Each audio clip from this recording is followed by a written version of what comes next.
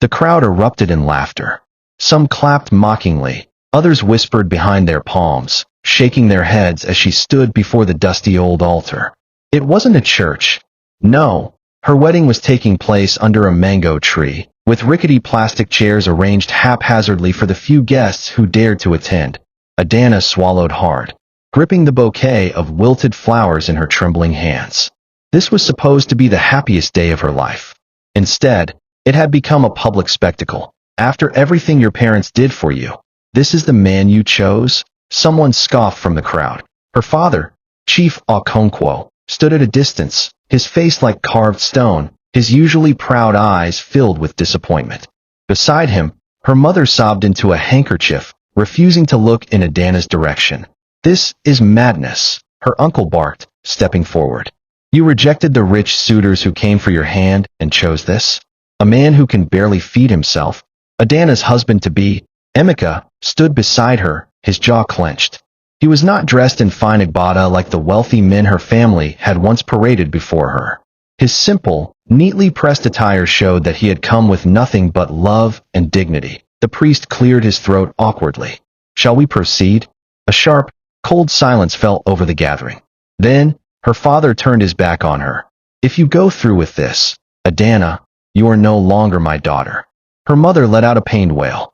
The guests gasped, but Adana lifted her chin, her heart hammering in her chest. She had made her choice, and there was no turning back.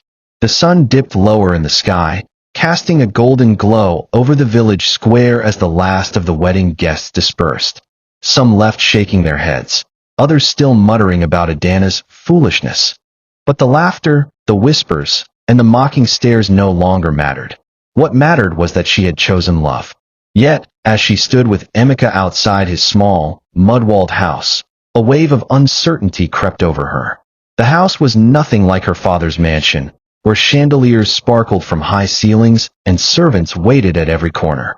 The air here smelled of earth, wood smoke, and something else, a reality she had never known. A single lantern flickered at the doorway, casting a dim light on the cracked walls. The only sound was the distant croaking of frogs from the nearby stream. This is home, Emeka said softly, turning to her. As if reading her thoughts, Adana forced a smile. It's beautiful, he sighed, stepping closer, his fingers brushing against hers. I know this isn't what you're used to, but I promise you, Adana, I will work hard. I will make a good life for us. She looked into his eyes, deep, sincere, filled with hope. And for a moment, she believed him. She wanted to believe him. But the truth was, she had never lived in hardship. She had never had to worry about where her next meal would come from or whether the roof over her head would withstand the next heavy rain. She had never worn clothes that weren't made from the finest fabrics, nor had she ever walked barefoot on rough, stony ground. A voice inside her whispered, "What have you done?" But she silenced it. This was love. Love was enough, wasn't it? The days that followed were unlike anything Adana had ever experienced. At dawn, Emeka rose early to go to the farm, leaving her behind with a list of chores she had never done in her life. The first morning, she stared at the firewood he had left for her, unsure of how to even start a fire. At home, there had been a gas cooker, a microwave, even servants to do the cooking. Now, she sat before the fireplace, tears burning her eyes as smoke choked her. By midday, she had managed to boil water for Gary, only to realize they had no soup. Emeka returned, sweaty and exhausted, with nothing but a small bag of yams. "Did you eat?" he asked. She forced a smile. "I was waiting for you." He grinned, unaware of the hunger gnawing at her stomach. "Give me a few minutes to bathe, and I'll pound yam for us." She swallowed hard. She had never eaten plain yam without a rich soup filled with meat and spices. That night, they sat on the mat in their small home, eating yam with nothing but palm oil and salt. Emeka ate with satisfaction, smiling at her like she was the best thing that had ever happened to him. But Adana struggled to swallow, her throat tightening with regret. As she lay beside him on the thin mattress later that night, staring at the cracked ceiling, she wondered, is love enough to survive this? Word of Adana's new life spread quickly. Women gossiped about how the once spoiled daughter of Chief Okonkwo was now fetching water from the stream like the rest of them. Some laughed, some pitied her. One afternoon, As she bent over to wash Emika's clothes by the river, a group of young women passed by, giggling. "Ah, see her, oh? Big madam, now washing clothes like the rest of us," one sneered. Adana kept her head down, another one scoffed. She thought love would feed her. Look at her now. No makeup, no fine clothes, just suffering in the name of marriage. Their laughter stung more than she cared to admit. Later that day, she ran into Mama Ngozi, one of the elderly women in the village. The old woman studied her for a long moment, then sighed. "You are strong, my child," she said. "But strength alone won't fill your belly. You must find a way to help your husband." Adana nodded slowly. The words rang in her ears long after the old woman had walked away. She had chosen love, but love alone would not put food on the table. And so, she made a decision. If she was going to survive this life, she had to do more than just endure it. She had to fight. Adana woke before dawn, her body aching from sleeping on the thin mattress. The early morning air was crisp, carrying the distant sounds of roosters crowing and women's voices as they prepared for the day. She turned her head to look at Emika, still fast asleep beside her. His breathing was deep, steady, his face peaceful. Even in sleep, he looked tired. 4 weeks now, she had watched him leave at dawn and return at dusk, covered in dust and sweat, his hands hardened by hours of tilling the land. And every day, he smiled at her as though they had everything in the world. But the truth was, they had nothing. The last few weeks had been the hardest of Adana's life. She had gone from being a pampered daughter of a wealthy chief to a village wife struggling to learn basic survival. The chores that once seemed insignificant, fetching water, cooking, washing clothes, had become daily battles. And then there was hunger. Her stomach had never known the kind of emptiness she now felt daily. The meals were never enough, the food too plain, too tasteless. She longed for the rich soups and fresh bread she had once eaten without a second thought. But the worst part, the villagers' whispers had turned into open mockery. They laughed at her struggle, at how the chief's daughter now walked barefoot to the stream, how she stumbled with heavy firewood, how her hands, once smooth and soft, were now rough from housework. And she knew they were waiting for the day she would run back to her father's house, defeated. But they would wait forever, because Adana had made her choice, and she was going to make it work. That morning, she followed Emika to the farm for the first time. He looked at her in surprise when she stepped beside him, dressed in an old wrapper and blouse. "You don't have to come," he said gently. "I want to," she replied, her voice firm. Emika studied her for a moment, then nodded. "All right, but it's not easy work."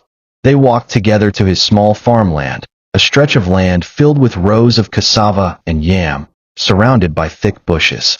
The soil was hard from lack of rain, and the sun was already rising, promising another sweltering day. Adana picked up a hoe, gripping it tightly. "You hold it like this," Emika said, demonstrating. She mimicked his stance and brought the hoe down into the earth. It barely scratched the surface. Emika chuckled. Again. She tried again, putting more strength into it. This time, the blade sank into the soil. "That's it," he encouraged. She kept going, sweat trickling down her face, arms aching from the unfamiliar movement. But she refused to stop. If this was her life now, she would learn. She would adapt, and most importantly, she would survive. Days turned into weeks, and Adana found herself adjusting. She was still slow at farm work, but she no longer collapsed from exhaustion. Her hands still ached from pounding yam, but at least she no longer spilled half of it on the floor. Yet, despite her efforts, they were still struggling. Emika's farm was small, his harvest barely enough to feed them, let alone sell for profit. And Adana was tired of being helpless. So one day, she went to the village market. It was a noisy, chaotic place. Women shouting out prices, children running between stalls. The air thick with the scent of roasted corn and dried fish. Adana walked through the crowd, observing how the market women worked. They were loud, confident, their hands moving swiftly as they weighed Gary, haggled over prices, and counted out money. She stopped at a stall where an elderly woman was selling vegetables. "Good afternoon, Mama," she greeted. The woman squinted at her. "Ah, Chief Okonkwo's daughter. What brings you here? Are you finally tired of suffering?" Adana smiled tightly. "No, Mama. I want to learn." The woman laughed, shaking her head. "Learn what?" "How to do business." The laughter died on the woman's lips. She studied Adana for a long moment, then nodded slowly. "Come back tomorrow," she said, "before sunrise." And so, Adana's next battle began. The next morning, Adana arrived at the market just as the first traders were setting up their stalls. Mama Ngozi, the elderly woman, was waiting for her. "You will start small," she said. "Go and buy some tomatoes and onions. Use your money wisely." Adana hesitated. Money? She had none. Her heart sank as she realized her mistake. But before she could speak, Mama Ngozi pulled out a small pouch and handed her a few crumpled Naira notes. "Take this. It's a loan. Make good use of it." Adana's throat tightened. "I will pay you back," she promised. Mama Ngozi only smiled. "We shall see." With that, Adana ventured into the market, her heart pounding. She found a vendor selling fresh tomatoes and haggled over the price the way she had seen others do. The vendor scoffed at her first offer, but when she stood her ground, he finally agreed. With her small basket of tomatoes and onions, she found an empty spot near Mama Ngozi's stall and spread out a cloth. Then, she waited at tea first. Nobody stopped. But then an elderly man came by. "How much are your onions?" he asked. She told him. He frowned. "Too expensive." She hesitated, then shook her head. "No, Baba. These onions are fresh. I will give you a fair price, but I won't cheat myself." The man studied her, then chuckled. "You're learning fast." And with that, he bought some. That by midday, she had sold more than half her goods. By evening, she had made a small profit, and when she handed the money back to Mama Ngozi, the old woman smiled. "You will survive, child." And for the first time since leaving her father's house, Adana believed it too. Word spread quickly. Chief Okonkwo's daughter was now a trader. She was no longer the fragile girl struggling with housework. She was bargaining in the market, standing her ground, earning money. Some laughed. Some whispered. But some, like Mama Ngozi, watched with quiet approval. And when Emeka came home one evening to find her counting out her earnings, his eyes shone with pride. "You did this?" he asked. She nodded. He took her hands in his voice thick with emotion. "Adana, I knew you were strong, but I didn't know you were this strong." She smiled, squeezing his hands. "We're in this together." And for the first time, she truly felt it. She had chosen love, and now, she was choosing survival. The market was bustling with life, the scent of roasted plantain and dried fish thick in the air. The voices of traders rang out as they called for customers, their tones a mix of persuasion and aggression. "Fresh pepper here. Big, red, and juicy. Sweet oranges. Buy one, get one free." Adana had now become one of them. A few months ago, she had never imagined she would be standing in the middle of a noisy, crowded market, arranging tomatoes in neat little pyramids, haggling over prices, and counting her earnings with pride. But here she was, and she was thriving. Her business had grown beyond tomatoes and onions. She now sold peppers, okra, and occasionally, groundnut oil. She had learned how to buy in bulk and sell at a profit, how to charm stubborn customers, and how to compete with older, more experienced traders without backing down. The first time she made a significant profit, she had rushed home with excitement, her feet barely touching the ground. "Emeka, look," she had exclaimed, spilling the money onto the floor. Her husband had stared at her, then at the money, his face a mix of shock and admiration. "How did you?" "I sold everything," she said, beaming. "And I already reinvested some in more goods for tomorrow." Emeka had pulled her into a tight embrace, his voice filled with gratitude. "You are a gift, Adana." That night, for the first time since she left her father's house, she and Emeka ate a full meal. Pounded yam and egusi soup with real meat, not just bones. And as she lay beside him that night, she realized something. She had stopped longing for her old life. She no longer missed the marble floors or the sparkling chandeliers. She no longer dreamed of servants attending to her every need. She was building something here. Something real. Something hers. But just as things were beginning to settle, the storm came. One hot afternoon, as she was arranging her goods in the market, a hush fell over the traders. Adana looked up and felt her heart drop. Her father's car, long, sleek, and black, was pulling up beside the market. People stopped what they were doing. Customers turned to stare. Even the traders, who were usually too busy to mind anyone's business, fell silent. Chief Okonkwo had arrived. The car door opened, and two tall, well-dressed men stepped out first, his bodyguards. Then, a man in flowing agbada, with a face carved from stone, emerged, her father Didana's breath caught in her throat. He hadn't spoken to her since the day he disowned her. Now, here he was, in the middle of the village market, staring at her as if she was a stranger. That he walked toward her stall, his polished shoes stepping onto the dusty ground. He glanced at the tomatoes, the peppers, the tiny pile of smoked fish. His face twisted in disgust. "This is what you have become?" he asked, his voice like ice. Adana swallowed hard. "Papa." He raised a hand, silencing her. "I did not come for a conversation." The traders were now pretending to mind their business, but their ears were wide open. "I have given you time to come back home, to beg for forgiveness," he continued. "But instead, you disgrace me like this? Selling in the market like a common woman." Adana lifted her chin. "I am not disgracing you, Papa. I am working hard." His eyes flared with anger. "You chose suffering over wealth. You chose a poor man over your own family. Look around you, Adana. Is this what you call a life?" She stood her ground. "Yes, Papa. This is my life. And I am proud of it." The chief exhaled sharply, his nostrils flaring. "Foolish girl," he muttered. "You will regret this. One day, when you are tired of this misery, you will crawl back to me." He turned sharply, his agbada billowing as he walked back to his car. His bodyguards followed, stone-faced. The traders, who had been frozen in place, suddenly came alive with whispers and murmurs. Adana stood still, gripping the edge of her stall. Her father had come to humiliate her, to remind her of what she had lost. But he was wrong. She wasn't miserable. She wasn't suffering. She was building, and she would not crawl back to him. A fire in her veins. That night, she sat outside her small home, staring at the moon. Emeka was beside her, silent. He had heard what happened. The whole village had. "I'm sorry, Adana," he said finally. She shook her head. "Don't be." He sighed. "I know how much it hurts." She turned to him, her eyes fierce. "It doesn't hurt. It makes me angry." He blinked. "Angry? Yes." She sat up straighter. "He thinks I will fail. He thinks I will come crawling back." Emeka exhaled. "Adana, you have nothing to prove to him. But I have something to prove to myself." She stood up, pacing. "I don't just want to survive, Emeka. I want to succeed. I want to grow.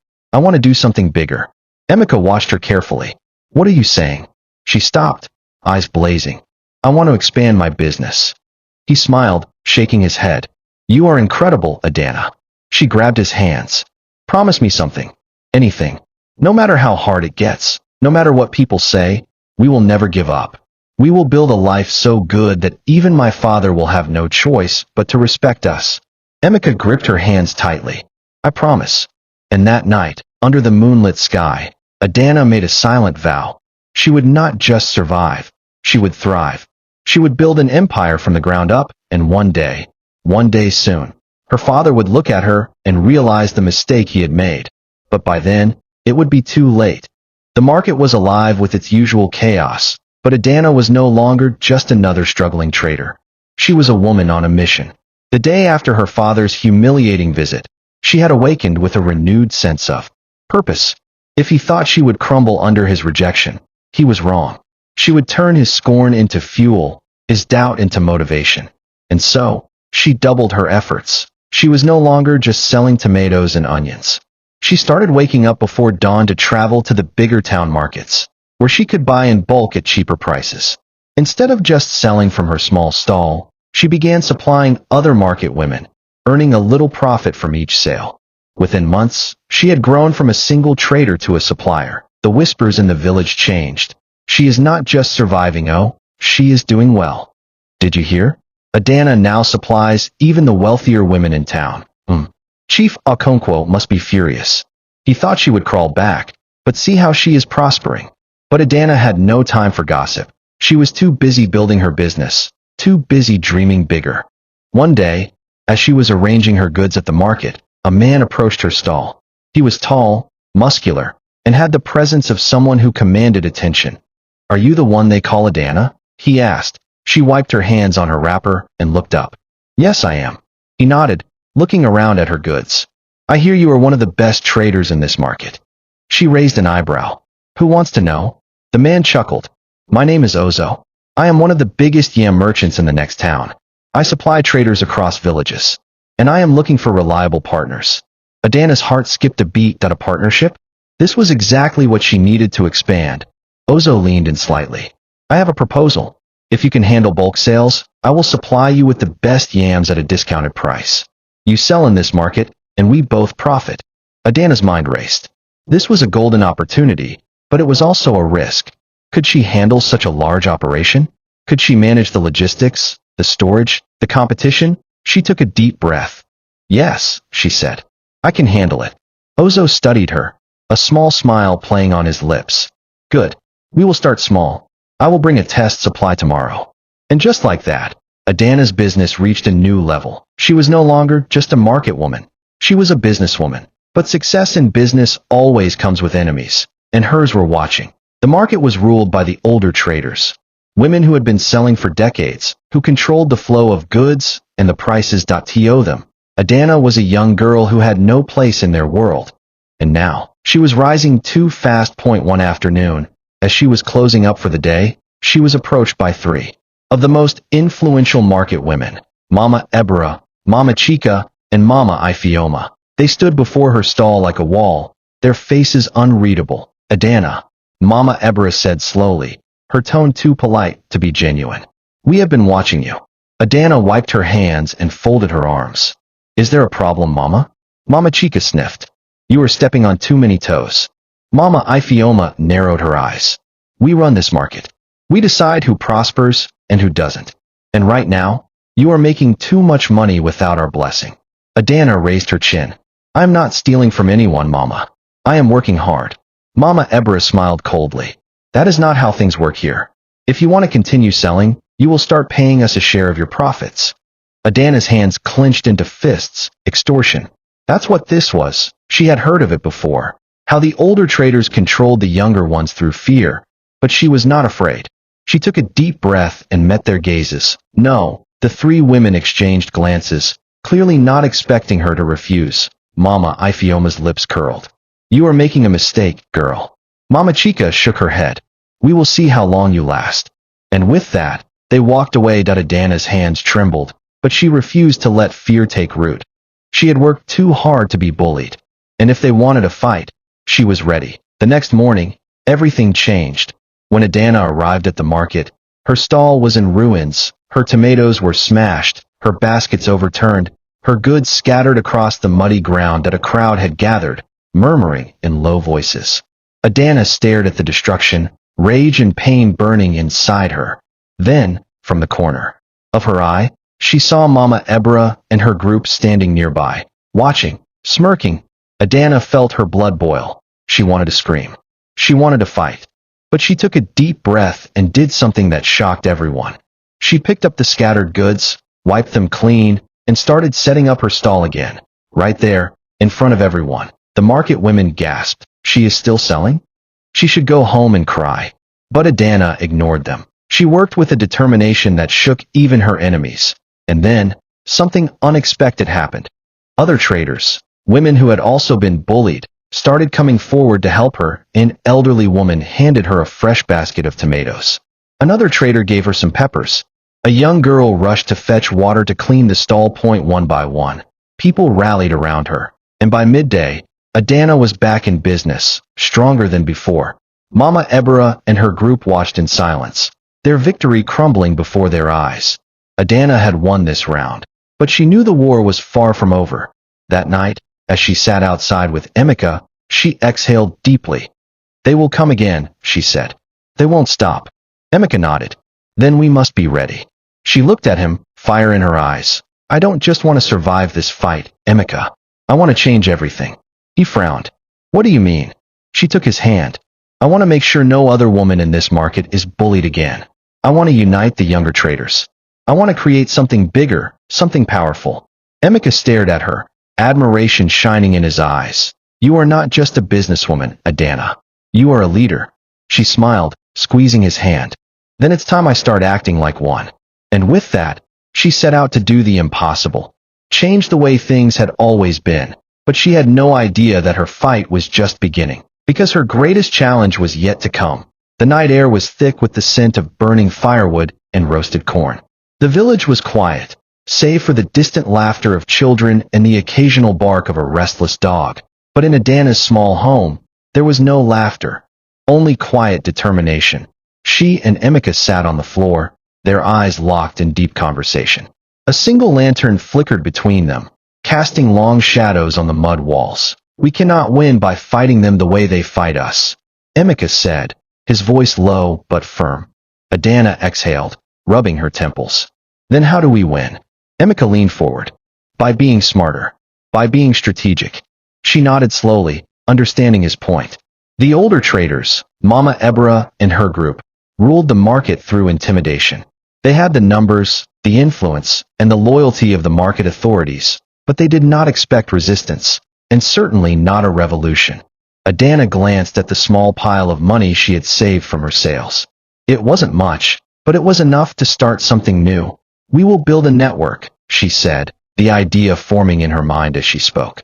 "The younger traders, the struggling women, the ones they have bullied for years, they will all stand with us." Emeka's eyes sparkled with admiration. "You want to unite them?" She nodded. "Yes. If we stand together, they cannot break us. If we refuse to pay their illegal fees, if we support each other, if we create our own system of trade, they will lose their power." Emeka smiled, reaching for her hands. "You are truly remarkable, Adana." She squeezed his hands, a fire burning in her chest. This was bigger than just her business now. This was war, and she intended to win. The next morning, Adana arrived at the market earlier than usual.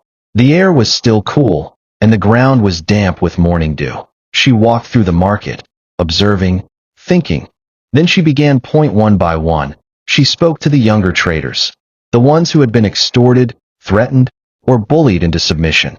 First was Nkechi, a widow with 3 children, who sold plantains under the scorching sun. "Mama Nkechi," Adana said as she helped her arrange her stall. "Do you know how much profit you lose because of the fees you pay to those women?" Nkechi sighed. "I know, my daughter. But what can I do? If I refuse, they will destroy my business." Adana looked her in the eye. "What if I told you we could stop them?" Nkechi's hands froze. "Stop them? Yes. But we must stand together." The woman's lips trembled, but for the first time in years, there was a flicker of hope in her eyes. Next was Aisha, a young Fulani woman who sold groundnuts. Then it was Ifeanyi, a shy girl who had inherited her mother's vegetable stall. Point one by one, Adana planted the seeds of rebellion. And within weeks, something remarkable happened. That a silent alliance began to form. Women who had once worked in fear started whispering in corners, sharing ideas, supporting each other. That a new power was rising. And Mama Ebra could sense it. That on the last market day of the month, the air was heavy with tension. Mama Ebra and her 2 closest allies, Mama Chika and Mama Ifeoma, sat in their usual spot under the large udala tree. Watching, they had noticed the changes. The younger traders were no longer paying their illegal fees. They were no longer afraid. They were helping each other, protecting each other. And at the center of it all was Adana. "She is poisoning them," Mama Chika hissed. "If we don't stop her now, we will lose everything." Mama Ifeoma nodded. "She is too smart for her own good. We must remind her who runs this market." Mama Ebra exhaled, her fingers drumming against her lap. "Then we will hit her where it hurts." She turned to her allies, her voice like steel. "We will break her." The attack came when Adana least expected it. It was a normal afternoon. She was busy at her stall, negotiating a price with a customer, when she heard the commotion. People were shouting. Then she saw it. A group of men, strong, mean-looking men, were approaching her stall with wooden clubs in their hands. Fear shot through her veins. These were not market women. These were thugs. Before she could react, they overturned her table, scattering her goods to the ground. A woman screamed. The men grabbed her baskets, her carefully packed tomatoes, and flung them into the dirt. Adana stepped forward, her heart pounding. "Who sent you?" she demanded. Point one of the men, a tall brute with a scar across his cheek, smirked. "Mama Ebra sends her regards." Rage exploded inside her, but before she could speak, the men turned and disappeared as quickly as they had come. The market fell silent. Then, slowly, people began gathering. Nkechi, Ifeanyi, Aisha. The women Adana had been helping. They saw everything, and they were furious. Adana took a deep breath, shaking with anger, but she refused to cry. Instead, she turned to the gathered crowd and spoke, her voice strong. "They think they can break me," she said. "But they are wrong." The women nodded, their faces set with determination. Mama Nkechi stepped forward. "We will not let them do this to you again." Ifeanyi clenched her fists. "Enough is enough." Aisha lifted her chin. "It is time to fight back." And in that moment, Adana knew. This was no longer just about her. This was a movement. The revolution had begun. The following week, something happened that had never happened before. The younger traders, the ones who had always been silent, refused to pay their illegal fees. They stood together, their shoulders squared, their eyes burning with defiance. Mama Ebra and her group were enraged. "You will all suffer for this," Mama Ebra warned. But Adana stepped forward, standing tall. "No, Mama Ebra. The time for suffering is over. We are done being afraid." The older women exchanged glances, realizing too late that they had lost control. For the first time in years, the market belonged to the people. Adana had won, and she was just getting started. That evening, as she walked home, Emeka was waiting for her at the door. "You did it," he said, pride shining in his eyes. Adana exhaled, feeling the weight of everything. "We did it." He took her hands, squeezing them gently. "You have changed the market, Adana. You have changed lives." She looked up at him, determination still burning in her heart. "This is just the beginning, Emeka." He smiled. "And what comes next?" She looked into the distance, already seeing a future bigger than she had ever imagined. Something even greater. And as the stars shone above them, Adana knew she was no longer just a trader. She was a leader. She was a queen, and nothing could stop her now. The village was alive with murmurs. Everyone had heard about Emeka's arrest. Some pitied Adana, others watched curiously, waiting to see if she would finally be broken, but they did not know her. Adana had come too far to surrender now. The next morning, she returned to the chief's palace as instructed. But this time, she was not alone. She arrived with a crowd. Dozens of women from the market, the very people who had benefited from the change she had fought for. The moment the guards saw them, they hesitated. Adana stepped forward. "We are here for justice." The chief emerged from his chamber, surveying the crowd with raised eyebrows. He had expected Adana to return, but not like this. She bowed respectfully. "My chief, have you looked into Emeka's case?"